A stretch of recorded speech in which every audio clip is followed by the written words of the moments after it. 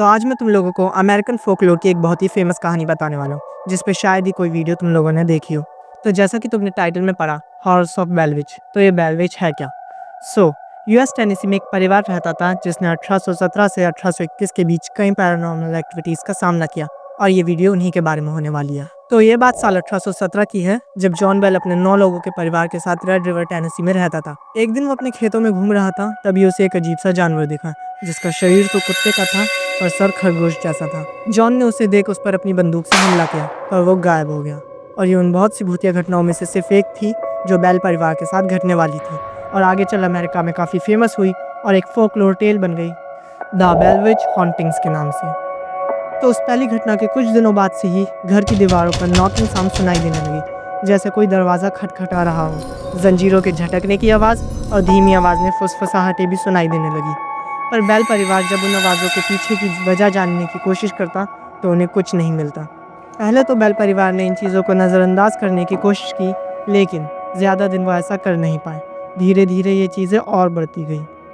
कुछ ही वक्त में अब ऐसी आवाज़ें हर रात सुनाई देने लगी। जॉन की सबसे छोटी बेटी बेट्सी पर अक्सर बेलविच हमला करती थी। बेट्सी को रात में ऐसा लगता जैसे उसे कोई चांटे मार रहा हो और उसके बालों को ज़ोर से खींच रहा हो।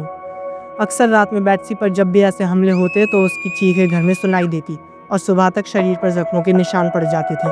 धीरे धीरे घर में सुनाई देने वाली धीमी फुसफुसाहटें एक साफ आवाज़ में बदलने लग गई। बेलविच का वैसे तो कोई फिजिकल रूप नहीं था, पर उसकी आवाज़ें घर में गूंजती थी और घर वालों से बातें करती थी। उसने अपना नाम केट बताया और कहा कि उसका मकसद जॉन बेल को बर्बाद करना है। अब कहा तो ऐसा भी गया है कि केट उनके पड़ोस की एक औरत थी, जिस पर इल्ज़ाम था कि वो बेल परिवार पर काला जादू करके मर गई, पर इसका कोई प्रॉपर एविडेंस नहीं है। बाकी बेल परिवार से केट या फिर कहे बेलविच की इतनी नफरत की वजह कभी क्लियरली पता नहीं चल पाई। बेलविच की आवाज़ अक्सर जॉन के परिवार का मजाक उड़ाती थी और उन्हें बर्बाद करने की धमकी देती थी। अब घर में बेल परिवार को साएं और अजीब सी रोशनियां भी दिखनी शुरू हो गई। सामान का अपने आप हिलना और कुर्सियों का खुद ब खुद सरक जाना जैसी घटनाएं आम हो गई थी। यह सब सुनकर जॉन के पड़ोसी और दूर दूर से कई लोग उनके घर आके ये सब देखना चाहते थे, लेकिन जो भी उस घर में आया वो ज़्यादा वक्त उस घर में रुक नहीं पाया, क्योंकि उन्हें भी वही सारी भूतिया घटनाओं का सामना करना पड़ा जो बेल परिवार कर रहा था। पर जो भी हो, उसके बाद ये बातें हर जगह फैलने लग गई। बेलविच को जॉन बेल से गहरी नफरत थी और वो उसका मजाक उड़ाते हुए उसे ओल्ड जैक बुलाती थी और जॉन को मारने की धमकी देती थी।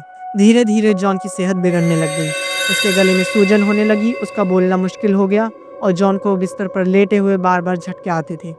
आगे चल जॉन की तबीयत और ज़्यादा खराब हो गई और उसका शरीर अब बार बार पैरालाइज भी पड़ने लगा। एक दिन 1820 में जॉन बेल अपने बिस्तर पर बेहोश पाया गया। उसके पास एक अनजान लिक्विड की शीशी मिली और उस विच ने बेल परिवार को बताया, quote, I gave old Jack a big dose of that last night which fixed him. जिसके बाद जॉन बेल की उसी रात मौत हो गई। जॉन के पास मिले उस लिक्विड को घर वालों ने अपनी बिल्ली को पिलाया, जिसके थोड़ी देर बाद ही उसकी भी मौत हो गई। जॉन की मौत के बाद भी बेलविच का शिकार जॉन की छोटी बेटी बेट्सी बनी रही। विच ने उसकी सगाई के खिलाफ धमकी दी और उसके फियांसे जोशुआ गार्डनर के साथ रिश्ता तोड़ने पर बेट्सी को मजबूर कर दिया। जॉन बेल की मौत और बेट्सी की सगाई टूटने के बाद बेलविच ने कहा कि वो वापस जा रही है, लेकिन उसने जाते हुए एक बात कही कि मैं 7 साल बाद वापस आऊंगी। जिसके बाद 1827 में बेलविच फिर वापस आई, पर इस बार उसने बेल परिवार को किसी तरह का नुकसान नहीं पहुंचाया। सिर्फ जॉन बेल के बड़े बेटे से रिलीजन, स्पिरिचुअलिटी और आफ्टर लाइफ के बारे में बातें की, जिसके कुछ हफ्तों बाद वो चली गई और फिर दोबारा कभी नहीं आई। अब बेलविच तो दोबारा वापस कभी नहीं आई, पर यह घटना अमेरिकन फोकलोर का एक हिस्सा बन गई और काफ़ी मशहूर भी हुई। और मैं उम्मीद करता हूँ तुम लोगों को ये स्टोरी पसंद आई हो। तब तक के लिए बाय।